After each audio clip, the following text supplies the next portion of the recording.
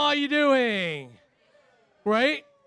Fantastic. My name is Anand Pallegar. I am the president of the Rosemary District. And I want to thank you all for coming out tonight to celebrate democracy and hear from the amazing candidates that share an interest in the future of the Rosemary District. So thank you. First and foremost, I want to thank each and every one of you for coming out tonight. This is such an important topic. Our elections, city elections, are so important, and I really appreciate that we are about to kick this off and get started with what is to be an exciting evening of conversation. Tonight is really going to focus on issues that are relevant to the Rosemary District. Many of these were submitted by you. The Rosemary District is somewhat unique in that it straddles two different districts, District 1 and District 2.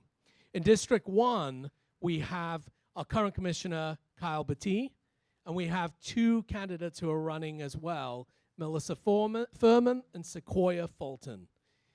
That election for District 1 has a primary runoff next week, next Tuesday, whereby the three candidates will get narrowed down to two to move on to the November 5th general election.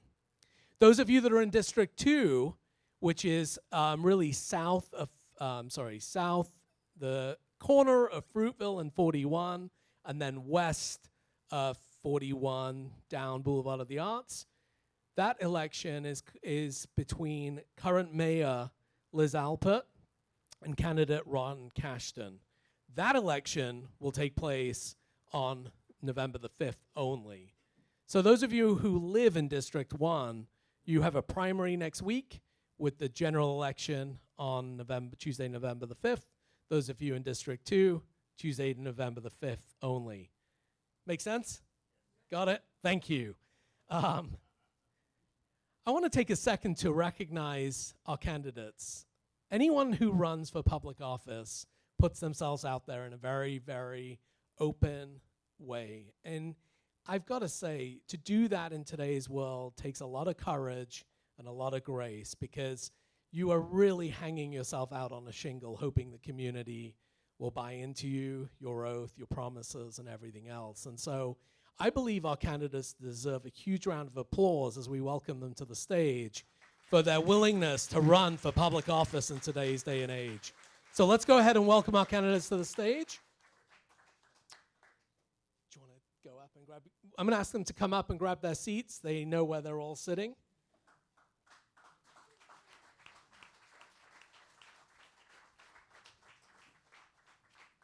And that really brings up our ground rules for tonight.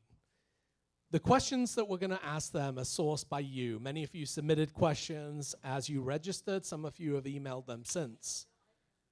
Our objective tonight is to present those questions and generate insights and input from each of the candidates so that you can make an informed, educated decision about who you're voting for. The format is going to be Melissa, my vice president of the Rosemary District, and myself asking these questions. The candidates will have exactly 1 minute to respond to the question. There will be no cross-questioning or cross-rebuttal, and we will work through these topics as the evening progresses. Our objective is to try and stay on schedule, and we will give the candidates 2 minutes at the end to wrap up with any final thoughts or final perspective. If you have a question that you think needs to be asked, there are little cards, pencils, pens on each of the tables. Feel free to write it out and bring it to us, and if we can weave it in, we'll do our best. But that's really the ground rules. So without further ado, let's get this thing started. This is an important conversation. We're not going to do any introductions with the candidates. You all know who they are.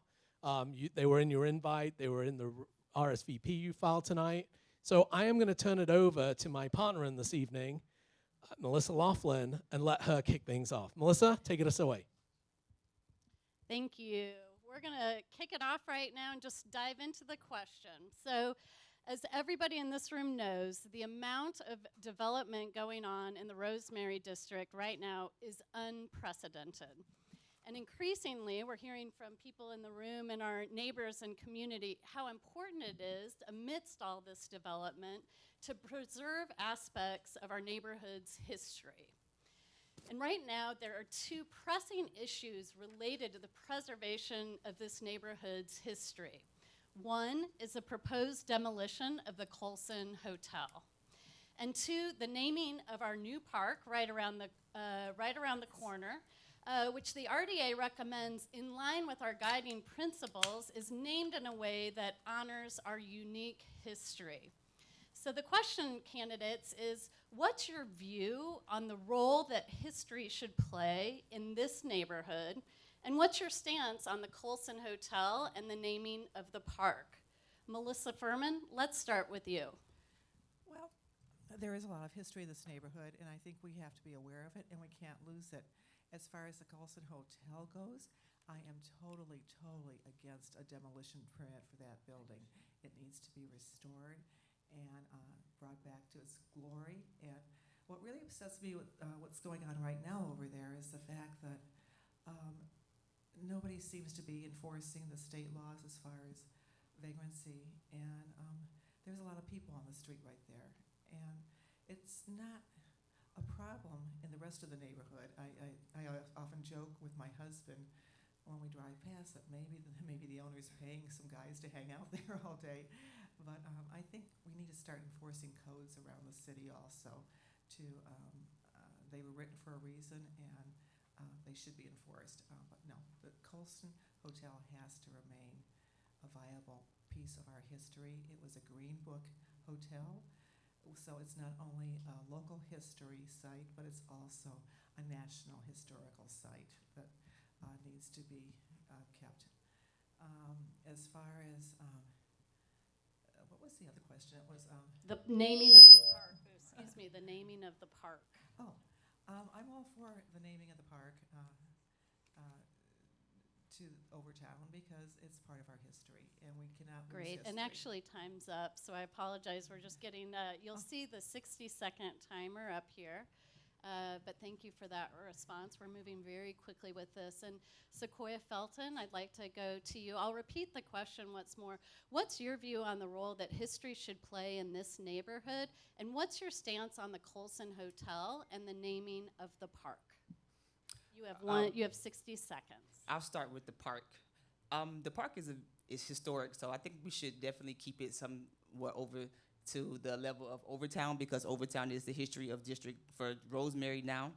And as far as the Colson Hotel, as Mrs. Furman said, I think we definitely should be looking at more zoning laws and preserve it and keep it, because that was a big part of history when people, African Americans, they didn't have anywhere to go during that time that the Colson Hotel got built. So I just believe that we should protect and preserve it for all means necessary. And I feel like the people of the community should have a voice from the inside instead of the outside having a voice to the inside. So as we move down the line here, Commissioner Battie and Mayor Lizalpa, we cannot allow you to express an opinion about the Colson Hotel because it is a quasi-judicial matter. Expressing opinion may force you to abstain from voting on it in the future. So you may speak around it. However, let's focus on the park, perhaps. We can also focus on the role that history should play in the neighborhood and the naming of the park. Commissioner Battie, you have 60 seconds. Oh, all right. Thank you. First of all, thank you all for being here. And, my father grew up in this neighborhood. So he talked about Overtown and growing up here and what it was like, back in that time, which is totally different, of course. You think about the Colson Hotel and its significance in this area, and particularly back in that time when my father grew up, it played a major role, as Mrs. Furman, so aptly stated.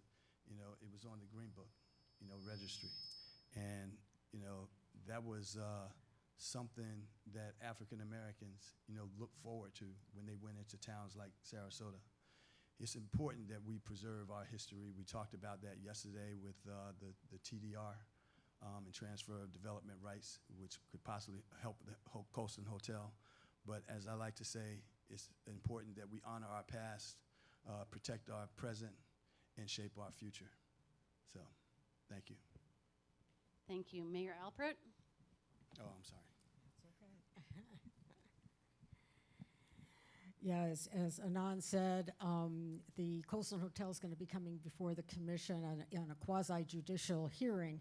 So that means that we act as judges in that, so we can't give an opinion. It has to be based on competent, substantial evidence at the hearing. So, you know, you wouldn't want your judge to be going around and just telling people how they're going to rule on a case. But I think historic preservation is very important. I served on a board in Tampa that oversaw historic districts for 6 years in the mid-90s and really learned about historic preservation and the importance of it. And I think it's important in our community. That's why we're looking at different tools to protect our historic structures. And as far as naming of the park, I think it should be named to honor the historic or the history of this park, and that's, I think, what the community here wants, and I would be in favor of that.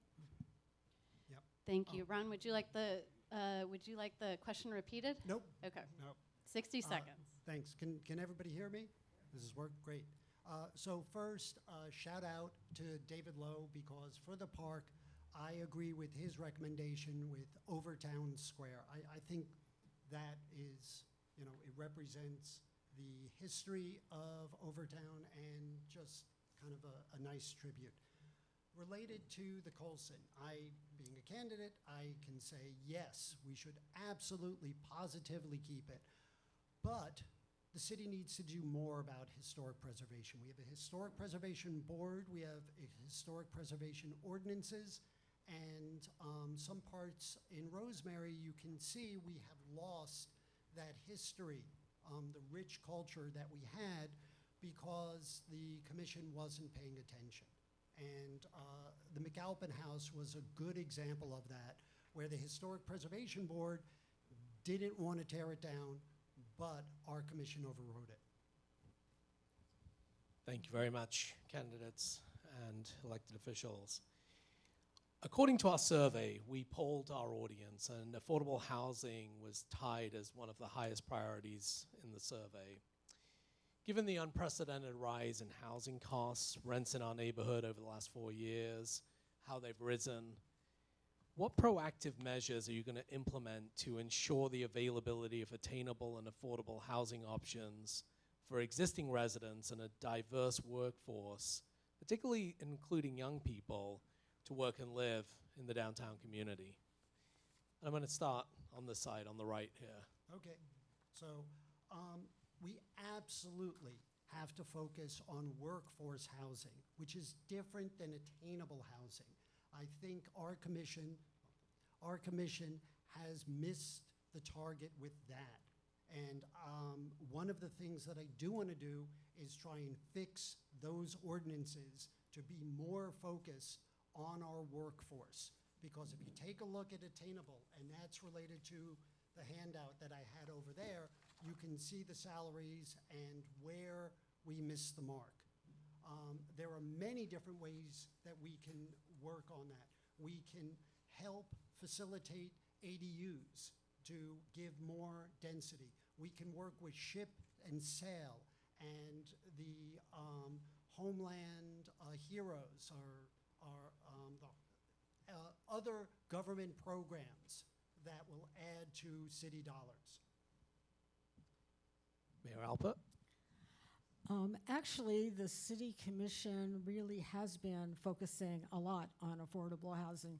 We've listened to our residents and know that that's what people want and need in our communities. So we enacted some incentives to create affordable housing in the downtown and along our major corridors, because that's a really good place to have affordable housing, because you've got alternative forms of transportation. You've got bus lines and ways for lower income people, or even just the workforce housing, to be able to get to their jobs, get to schools, get to the places they need to go. And we actually won 2 awards for our affordable housing initiative, and it's working.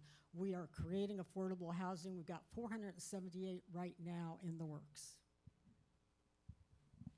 Commissioner Battie. Thank you. I agree, totally agree with Mayor Alpert. You know, the city has made every effort, you know, imaginable to particularly take care of our most needed in this city, you know, those that serve this city that can't live here. And as she said, you know, we've gotten 2 awards. One from Florida League of Cities, which sets us as the gold standard for making a dent in affordable housing. You can't legislate your way out of this. The only way that you can take care of it is to incentivize it. You all seen that happen right here with the RROD, you know, which got no affordable housing. But once we incentivized, you know, developers, we were able to achieve it. And as the mayor, you know, aforementioned, you know, there are a number of projects that are coming down the pike that will address that very issue. Trust me. Thank you. Oh, I'm sorry. You have one. Candidate Sequoia. Housing. I feel housing must be made attainable and affordable for everyone and for all income levels. The most affordable housing that we have are the homes that are already built. I believe we're solving the wrong problems because I speak English, so the language that they're using for the housing, people that are making $30,000 a year, they can't live here. So workforce housing, me personally, I don't see where it's working. In the Historic Alliance, they're also the loan program that they have, for $25,000, they were able to keep 4 homes in Newtown. So me personally, the formula that they're using for affordable housing, I don't think it's working. Well, actually, the way I think this commission has been handling the attainable housing is creating more density, higher buildings, and not getting enough attainable housing. Right now, we're only getting 10 to 15% from the builders, but we're giving them variances and new codes to take over things like alleyways, which is adding to their bottom line, millions of dollars, and various other things. I think we need to be getting more from our developers and as far as attainable housing goes, because adding 5 or 6 or 10 apartments to a home, a building is not enough. Also, I'd like to see some of the housing set aside for older people over 65 and with low-income people, so that they could be spread out throughout the city and enjoy living in some nice housing also. They're so compliant on the timing. This is very impressive. According to our residents and businesses, homelessness is one of the most pressing issues of our neighborhood. And a recent citywide study, which I know you've seen, shows that homelessness is on the rise across Sarasota. So as a city commissioner, what will you bring to address the multifaceted issues facing our community as someone who is a representative of residents, of business, and of the unhoused? So what are you going to do, and how will you make something happen? Because a lot of residents here feel like they haven't seen a lot of action to address the issue in our neighborhood. 60 seconds, and Mayor Alpert, let's start with you. Yeah, I'm happy to talk about this issue because when I was first elected in 2015, one of the biggest issues during my election was the homelessness in the city. And the count in the city at the time, there's once a year, there's called the point in time count. People go out, volunteers, and count the number of homeless that they can find on the streets. And at that time, there were 1,106 homeless on our streets. A year ago, there were 80. So we have drastically brought down the homeless count since I've been on the commission. And we, and it could be that there is a slight rise in that, but I think, and I know it's worse on some streets here in the Rosemary district, but what we're doing is housing first, we're a model for other cities who come to look and see how we're handling the homeless. And so I feel good about our homeless program, but yeah, can we do better? Of course. Candidate Kashden. 60. Oh, we're not going in order, so. Oh, okay. Candidate Kashden. Thank you. So the city's homeless shelter first, home first is a good program. It is indeed helping, but we shouldn't rely upon exclusively the point in time count, because in 2020, the point in time count showed that we had 330 homeless. Then the next year, in 21, we had 138. Then in 22, it bounced back up to 220. So by focusing on the point in time count, it's like saying it's not raining right now, therefore we're never going to get a flood. But that said, the way we're addressing the unsheltered is correct, but I think the city could also do better with the livability for the residents. You know, we're not addressing loitering, you know, public urination, that type of issues. You know, what you're dealing with around Selby Library, the city can do a better job.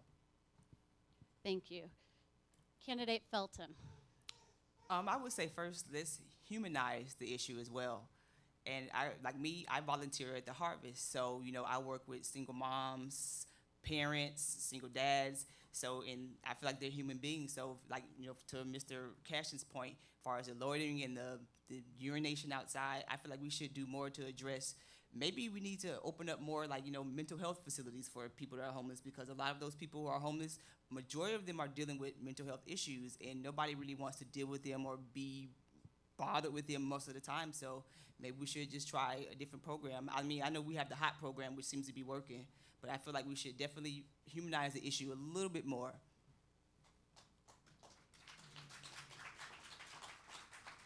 Candidate Furman. Well, we do have a very good program going on. What I would like to see is every citizen being aware of the outreach programs that we have and who to call. I have been talking to a lady over in Gillespie Park quite a bit named Dee Dee, trying to help a woman off the streets, and she just keeps on going back, unfortunately.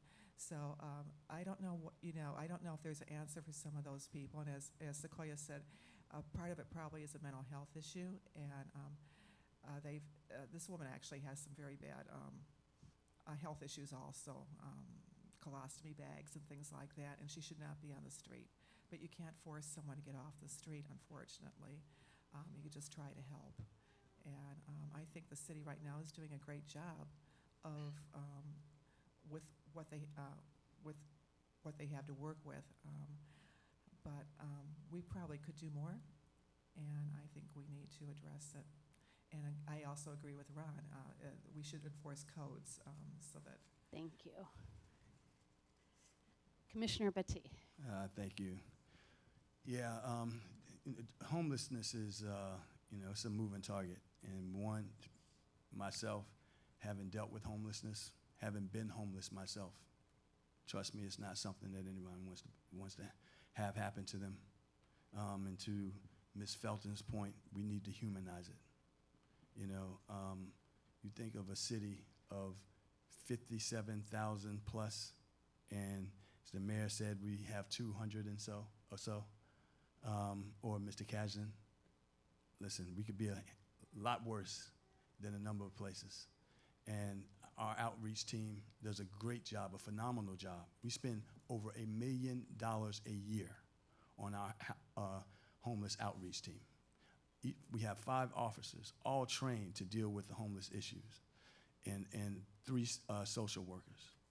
So this is an issue that, trust me, we're doing everything within our purview to address, and I think we're doing a great job so far. In addition to homelessness, our community is facing somewhat unprecedented development pressures. Here in the Rosemary district, we've seen, a spate of developments, and we had multiple residents asking the question, really about what's the ability for the neighborhood itself to influence or input on neighborhood developments. The current process allows for city staff to administratively approve developments, including buildings with more than 250 units. That happens without any opportunity or required opportunity for residents to understand or discuss what will be built next to them. With the recent flooding that happened as a result of Hurricane Debbie, the question that's been posed by many in the community is, do you favor or oppose amending the master plan to include the public in the review and approval process? I'm going to start on the far left with candidate Melissa Furman. I think that we're all stakeholders here. We pay taxes, we buy property, and I think that we have every right to work with the developers and tell them what we want as citizens of our community. Thank you. I'm going to go over to the right here. Candidate Kashden.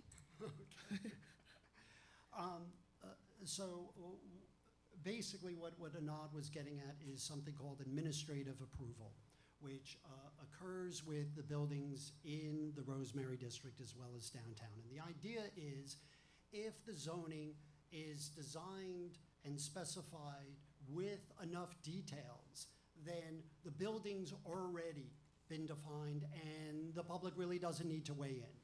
And the problem with that is no zoning code's going to be perfect. Take a look at the Obsidian. Take a look at the loophole that they're trying to work with. So I think it's critical that we actually have to have residents doing meaningful input, not just sitting in the back of some workshop, because that's how you get compatibility. That's how you get buildings that fit in your neighborhood. And yes, I would want to change that.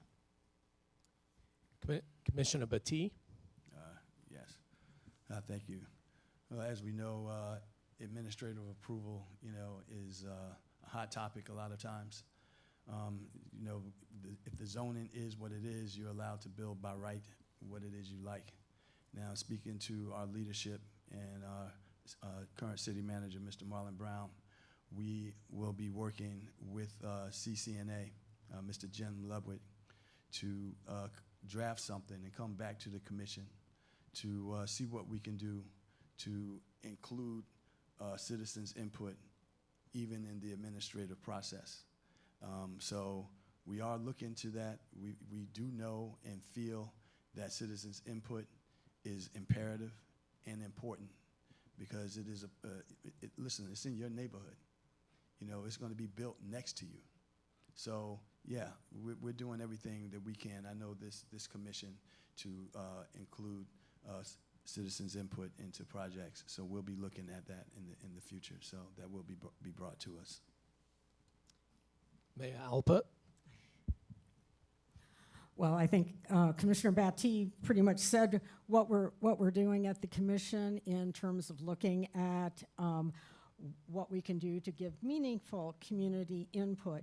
But one of the things during the downtown master plan that was put in place in the early 2000s, part of the deal at the time was that these buildings would be administratively approved. And I suspect that's what happened with the Rosemary district as well, because if, let's say you wanted to build a house and you're following all the exact zoning codes, then you're allowed to build it even if your neighbors have input and they say, but I don't want a purple house next to me. But if purple houses aren't outlawed, and, if they're okay in the zoning, then they get to do that. So we have to have meaningful community input, but we also have to balance, the property rights of the owners of the property. And Candidate Felton, I'll wrap it up with you. To what Mrs. Alpert said, we definitely need more community input.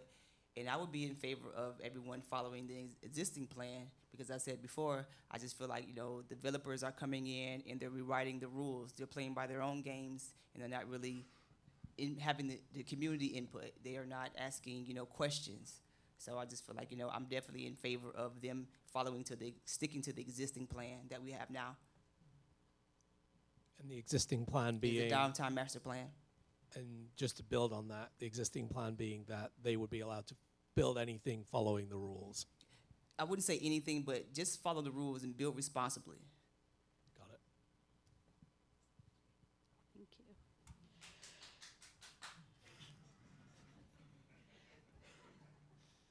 As everyone here knows, arts and culture play a significant role in our city. It may be what's attracted a lot of people to live in this neighborhood in terms of the walkability to arts and culture.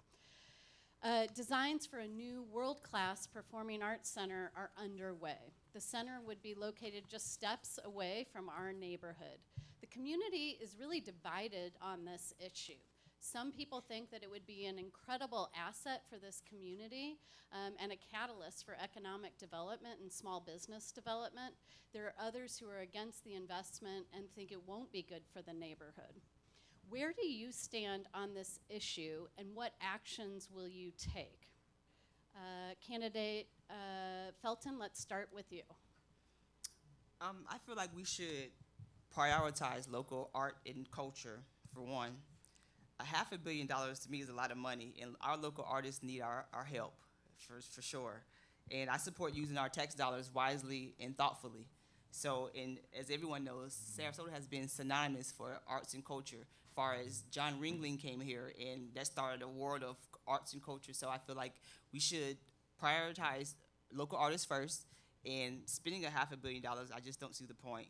But as far as the circus, like Sarasota is known as the greatest show on earth. So I feel like we should be doing more to protect our artists and artists that are here. Mayor Alpert.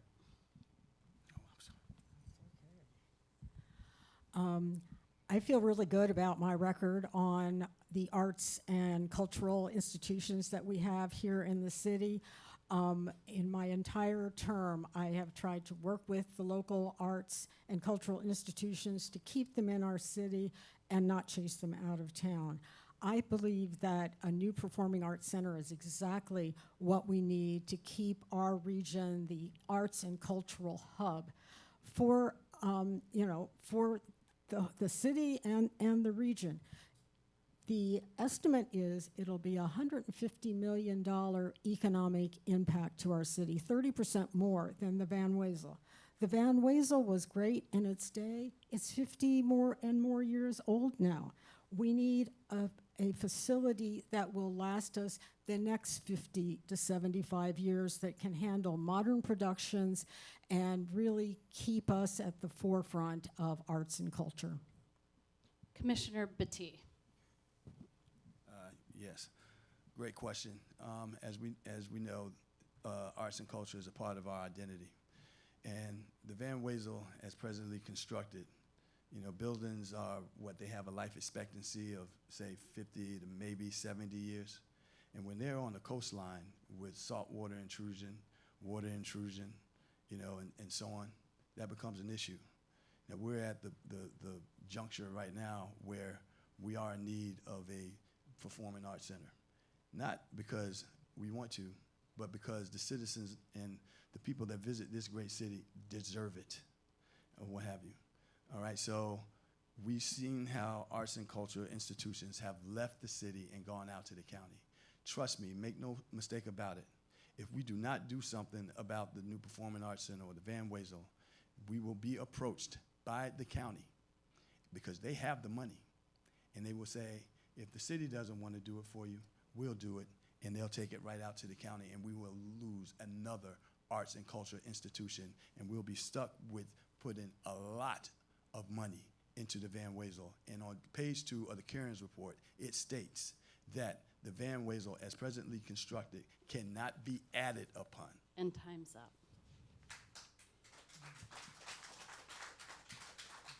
Candidate Furman. Okay, first of all, the Van Wezel, I think, should be repurposed into something else. It's an iconic building, and I guess that this arts center is a done deal, so basically, and so I'd like to see an iconic building being built, which I've been looking at some of the plans, and it looks like we're kind of on the right path. but a building should last more than 50 or 70 years if we're putting that kind of investment into it. It should last at least 100 years, give or take. That's the way things are built in the rest of the part of the world. So why can't we build something really fabulous too? I also was poking around and found out that we only attract the B group of entertainers to the Van Wezel because of its size. So this will bring in better entertainment for our city and some of the top names, I believe, if it's built. Thank you. Candidate Kashden.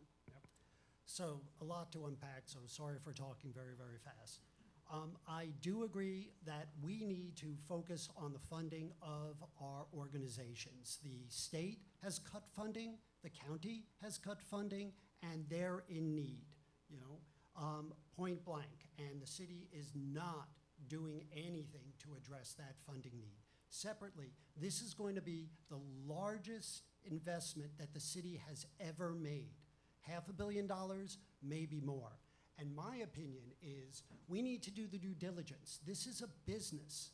The reason why there's a mixed opinion here is because you don't know exactly what size it is. If we're going to compete with Tampa, how come we're not building something bigger than Tampa? If we're going to have it still too small, are we going to build the right building? And does it even make sense? And where will the parking be? And what will we do with the Van Wezel? Those questions should have been answered before we signed an architect's agreement. Thank you all. So I drew the short end of the stick between the two of us to ask some of the more difficult questions. And maybe these are a little personal, but I think they're important. They were brought to us by many members of the audience here in the room. And it's really about the idea of approaching your public service role without undue influence and bias from other groups.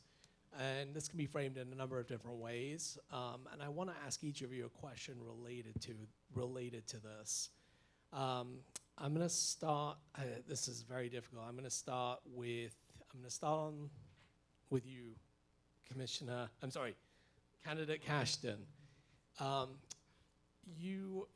Your wife is an active publisher of a newsletter in the community that endorses certain candidates.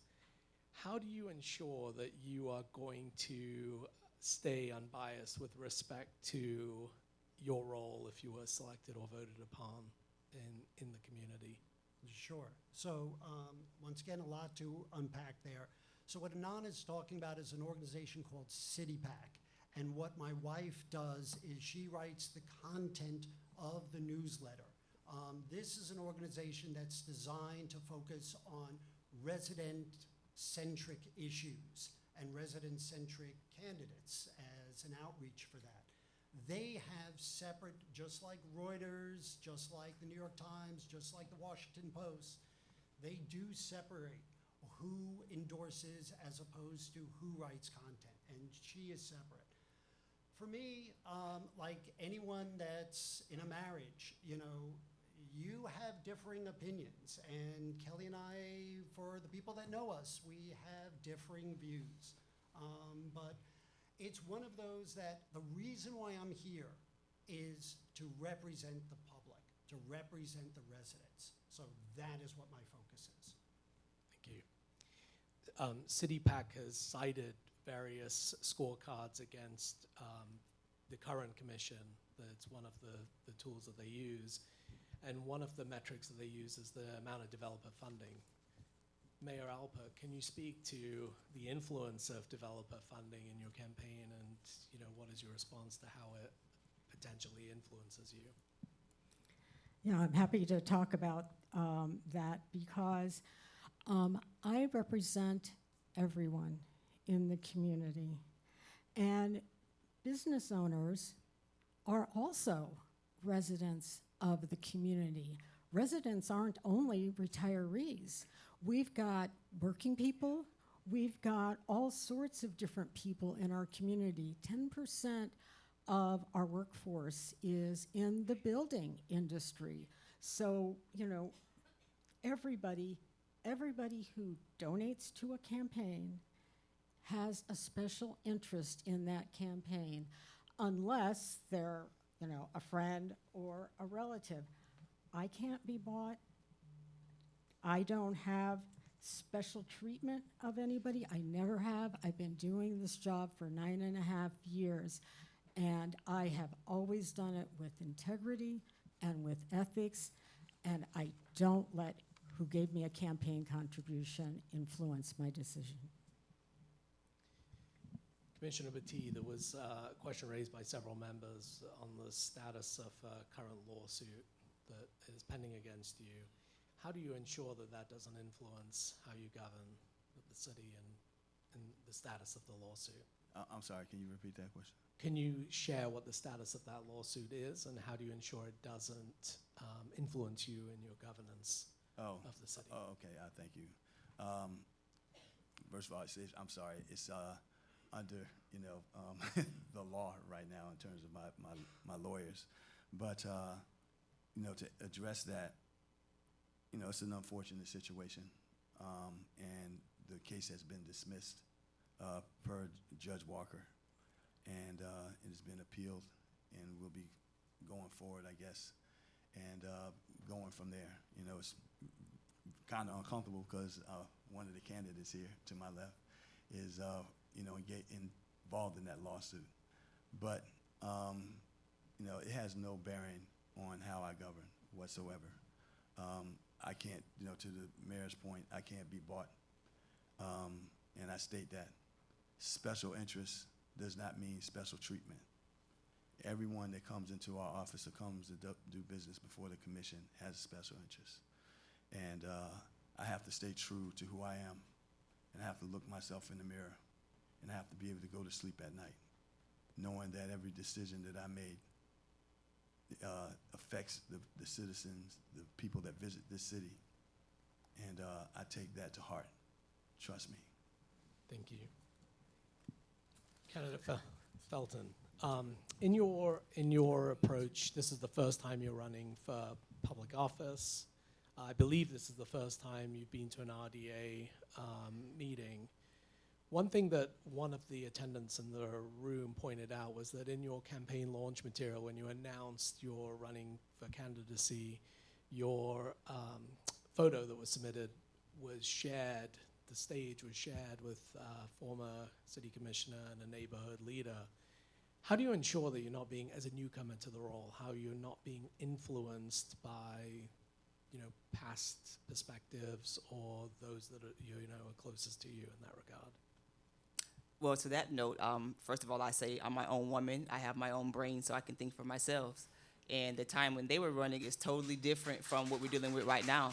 So I feel like we need to leave the past, what they did, and start thinking of 2024 and beyond. So to that point, nobody has an influence on me but me.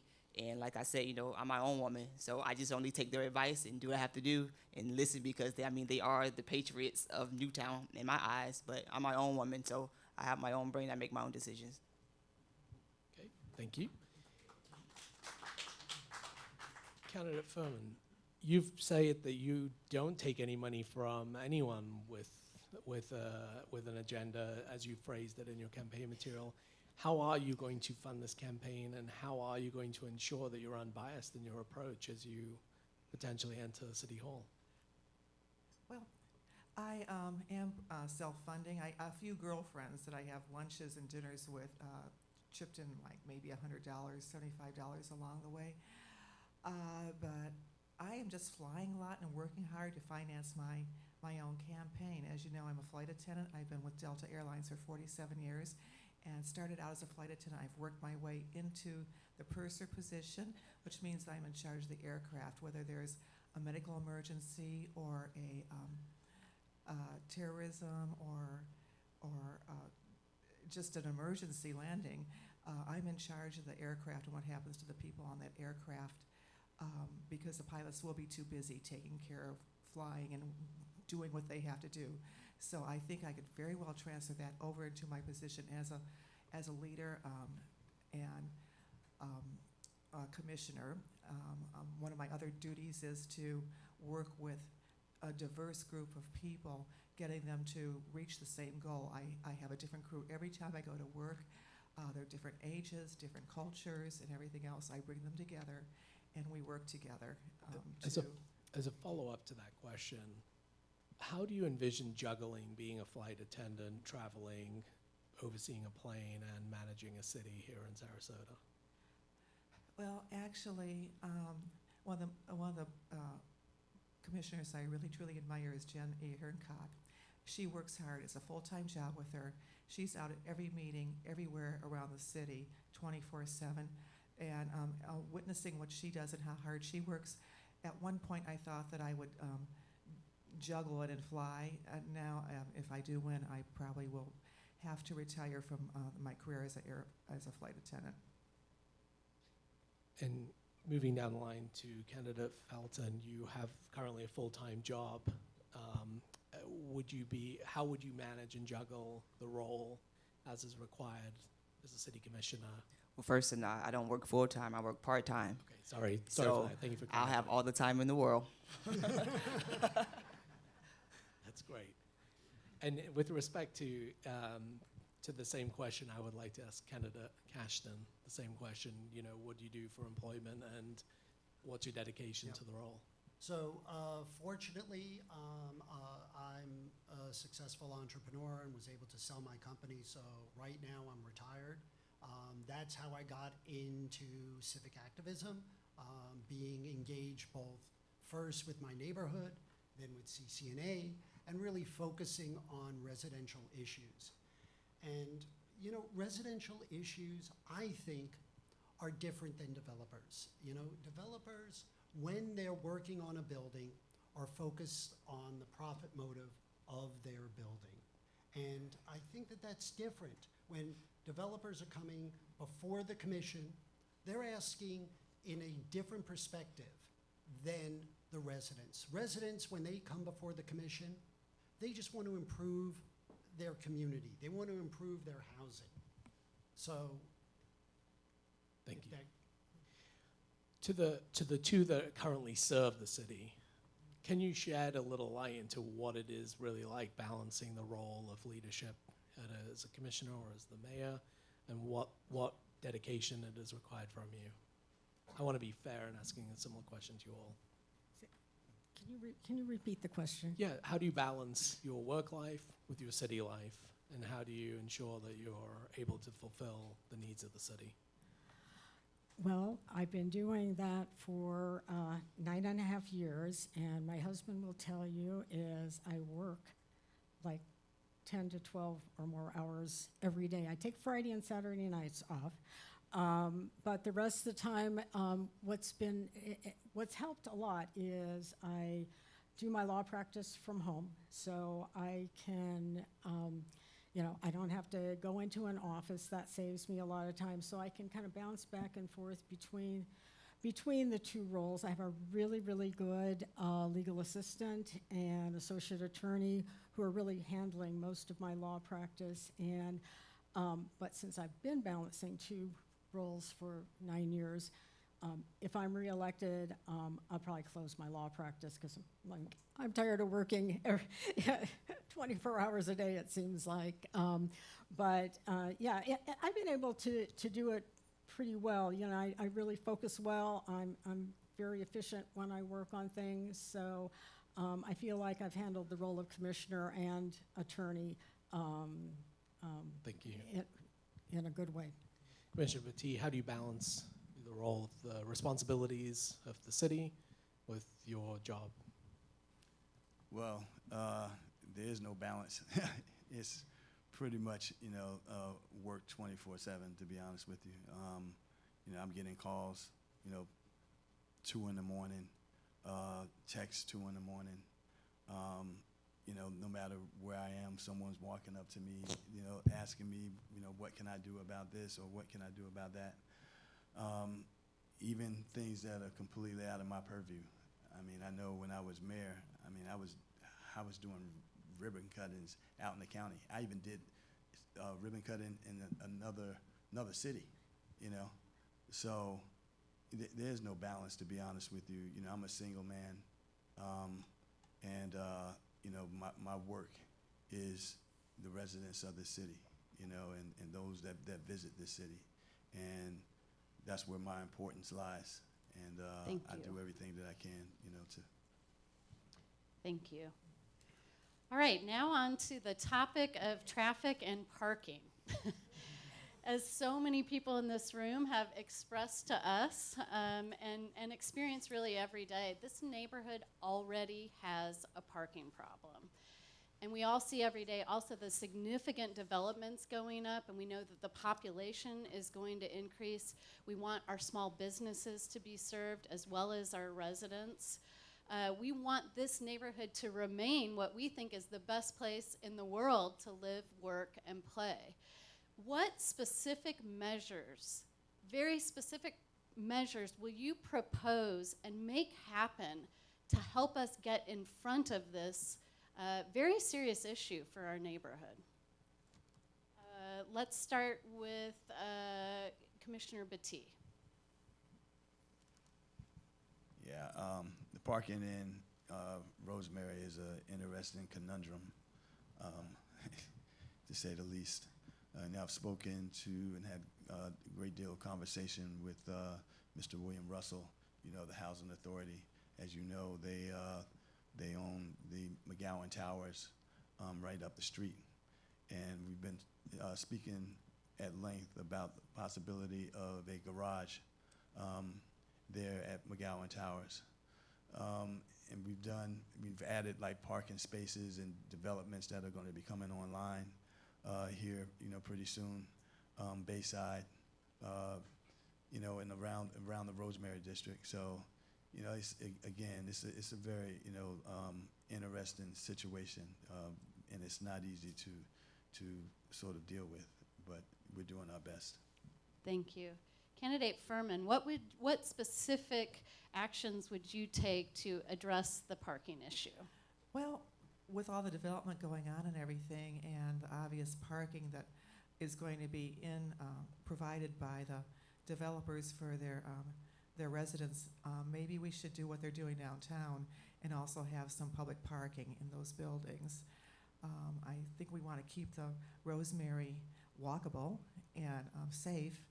We also have a problem now that school's back in with just traffic from the school and backing up, and that needs to be addressed. Thank you. Candidate Felton.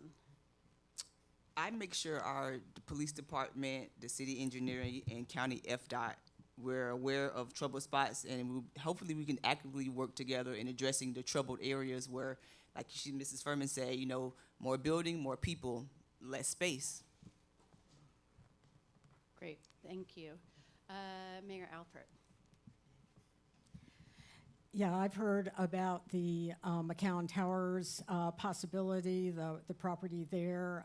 There's they have a parking lot there that would be turned into maybe, some parking, maybe a corner grocery store and retail in the bottom.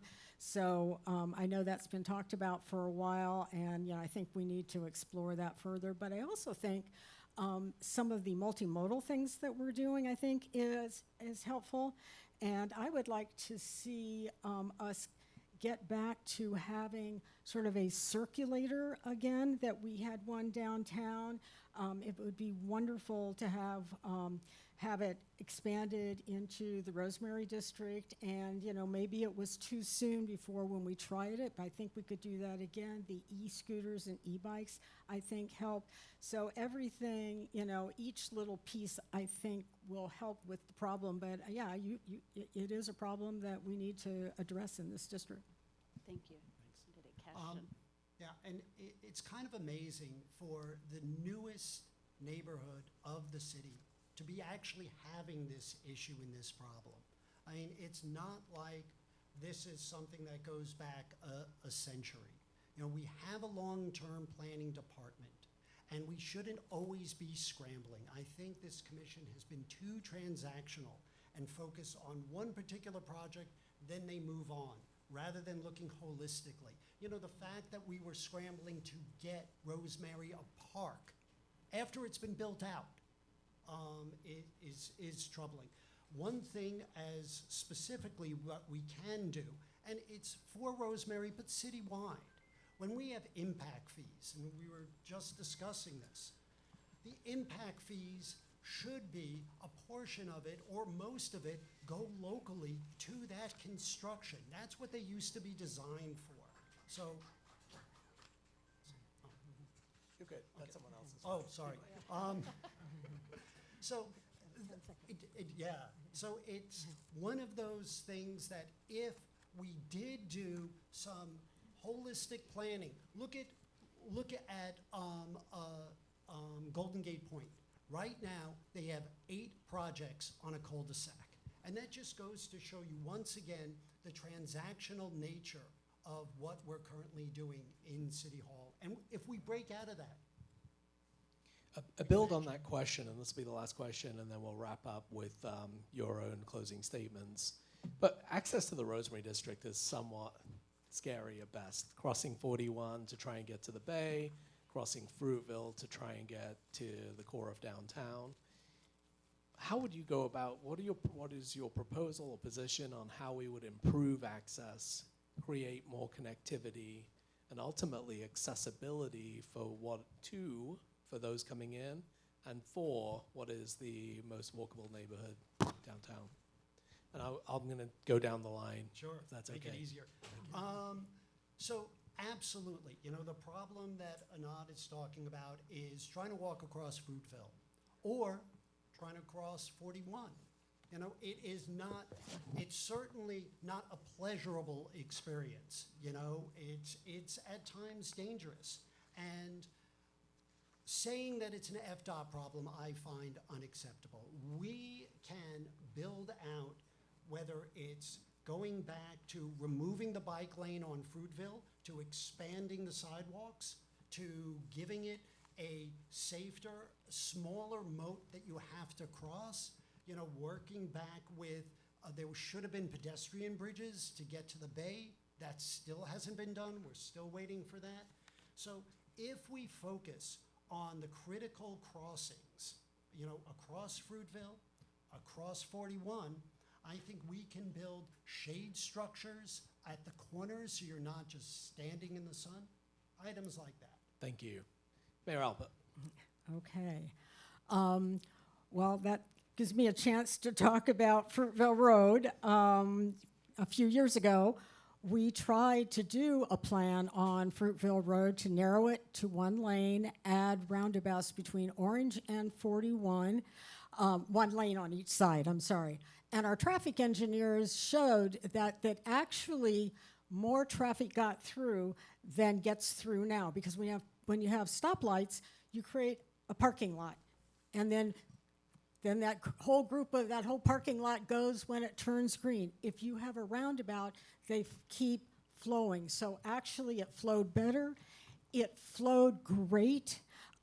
During the time that we were doing the study, we actually had a hurricane, so we were able to track the evacuation use of the road, and guess what? The traffic dropped. I was the only one on the commission at that time that had the courage to vote to do it. We got a grant to do it, and other commissioners turned it down, so we could have had a wonderful connection there on Fruitville Road.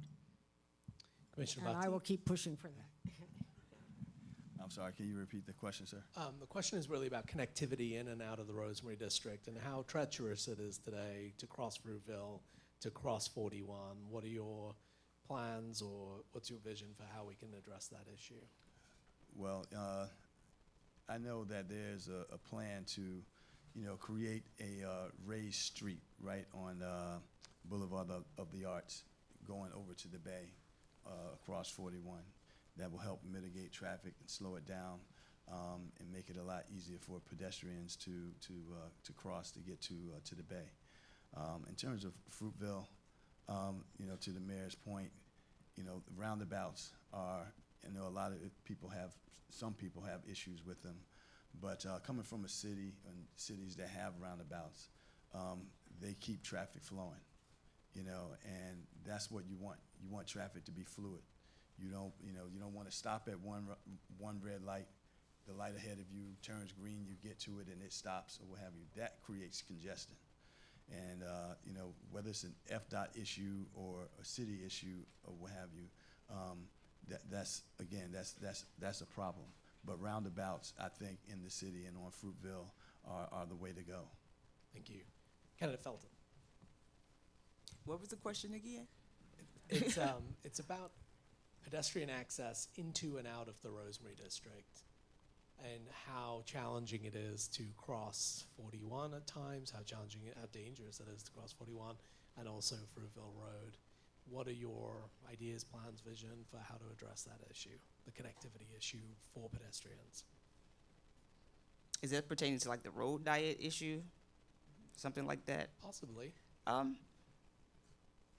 far as the roundabout issue, I would say having roundabouts creates traffic flow if people know what they're doing. Because I mean, driving around like downtown, as far as going to St. Armand's, the traffic circles over there, traffic seems to slow down certain times of the day in the of the season rather. So I would have FDOT be more aware of where the slowdowns are, where more crashes are ending up, or crashes are happening.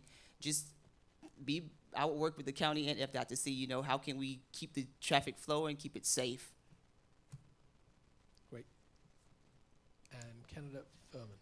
Well, first of all, I think we need to slow down all the traffic throughout the city limits, number one. Number two, I was very passionate about Fruitville having circles and the sidewalks being widened, and I thought that would bring a lot of, it would connect the Rosemary with downtown, as well as people would drive past the shops and the businesses on Fruitville and speed past them. They would actually drive slowly past them or walk down the street, shaded street, and actually go to those little businesses that are along Fruitville, and they'd thrive. I was talking to Dan Lobeck, who's advisor for CPAC, and he's the one that he said, I personally fought that. And I said, well, thank you very much. I'd like to see that those plans come back, and I would definitely champion them. Thank you. Ladies and gentlemen, before they get into their closing comments, let's give them a huge round of applause. I want to reiterate what I said. Hanging your hat out there and running for public service is not an easy feat, and they deserve all of the respect of this community and beyond for their willingness to do that. So as we go into closing comments, I think what we want to do is do it by district, and we'll start with the ladies first, if that's preferable. So I'm going to start with District 1. Melissa, I'm going to turn it over to you. Okay, well, if I'm elected, I will work for you. I'm a great team builder. I will be building teams in each neighborhood. I will listen to your voices, and I will take them to City Hall. And so that's what, well, anyway, I'm asking for your vote and your trust in me. Thank you. Thank you very much. Candidate Sequoia. Well, as I call myself, I'm a woman of the people. So if you guys elect me, I promise to do my best to live up to civic models that Jetson Grimes, Fred Atkins, and Willie Shaw has set for public service. And I'm just a woman who understands the struggles of life. And I'm not a politician. I'm a working woman. I'm sharing this experience with everybody in the room as far as being hard. And I just want, if you guys elect me, I'll do my best to be your leader. Thank you. Commissioner Battie, closing statements. Thank you. Well, here we are again, running for re-election. First off, I'd like to say thank you all for having all of us today. And as I've spoken before at other forums, I congratulate, the other two candidates running against me for being here. Like I said, it's not easy to sit here and field questions and get to know the issues, on the fly, so to speak. So I commend them in that effort. As far as for myself, I pride myself on being a decent person or striving to be a decent person. Someone asked me, do you think you're going to heaven? I said, I have no idea, man. said, "Oh, really? You don't think you're decent? You don't think you're a good person?" I said, "I would never tell you that I'm a good person. I tell you that I try to be a good person. I try and be a good commissioner. I try and do my best each and every day that I wake up. I know that it's a challenge. District 1 is a challenge. As I said, it's the most diverse district in the city. And as I always say, with diversity comes complexity, and with complexity comes challenge. And you need an individual, whether you want to see that person as your leader or whatever, that can navigate between varying worlds. And I think that's what I bring to the table through my life experience. And as I said, if I'm reelected, I'll continue to do the work of not only District 1, but the city holistically as a whole, from neighborhood to neighborhood, no neighborhood left behind. That's my motto. And we can't solve today's problems with yesterday's answers. So let's continue to move forward. And I want to thank you all for being here. I really appreciate it. Thank you. So those are the candidates for District 1, which has a qualifying election next Tuesday to round it down to 2. Let's go to District 2. Mayor Lizalpa. Thank you very much, and yes, thank you for this opportunity today to be able to express our viewpoints. Best city to live in, best city to retire to, best quality of life. Those are just a few of the top 10 lists that the city of Sarasota has been on for the past few years. And it's not just because we have beautiful beaches and palm trees, which we do. You know, we are very blessed to be in a wonderful area. But it's also due to the initiatives that this commission has taken in the past few years to move our city forward. We approved the plans for the renovation of Selby Gardens, which is now rated like one of the best 8 places in the world to visit. You know, so I'm so happy that we did that. We just created a new playground and splash pad in Bayfront Park. We renovated the Bobby Jones golf course and took it from 45 holes to 27 holes, and then created a nature park for those who don't play golf. And we protected it all with a conservation easement so it can never be developed. We approved the plans for the Bay. We're now in the phase 2 plans of the Bay. And all of these things, if you're not aware of it, the nature park at Bobby Jones is a huge watershed. So during the recent flooding, it did what it was supposed to do. It gathered a lot of the water and it drained it away, and it cleans the water before it goes into the Bay. And the Bay does that as well. So I want to keep this momentum going, and I hope you'll vote for me on November 5th. Thank you so much. Thank you. Candidate Ron Kashden. So, thank you for coming. This year is absolutely confusing. You have a number of elections in front of you. You have up-teen races that you're trying to keep track of. But why are you focused on the city commission? Because the city commission, the people up here, more than any other vote, is going to affect your daily life. You know, the discussion that we had here, do we have parking spots? Will we have wait staff at the restaurant? Is it safe to even cross the street? That is what's done by the city commission. So thank you for coming out here, and thank you for focusing on that. And focusing on that, when you think about the city hall, do you think that if you have a problem or an aspiration, something that you want your neighborhood to have, do you think the current city commissioners have your back?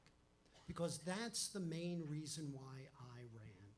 You know, the late, great Stephen Covey, you know, the author of 7 Habits of Effective People, said that every successful person has to have an internal compass.